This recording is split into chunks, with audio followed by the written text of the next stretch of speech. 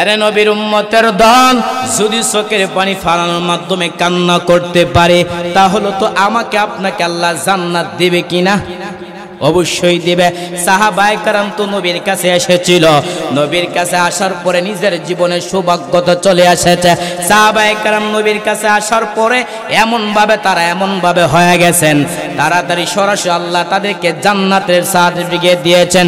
এরে নবীর উম্মতের দল, এরে নবীর উম্মতের দল, আল্লাহর নবী সাহাবী হযরত আবু বকর সিদ্দিক রাদিয়াল্লাহু তাআলা আনহু সহ 10 জন সাহাবাকে দুনিয়ার হালতে জিন্দা জান্নাতে সার্টিফিকেট দিয়েছেন।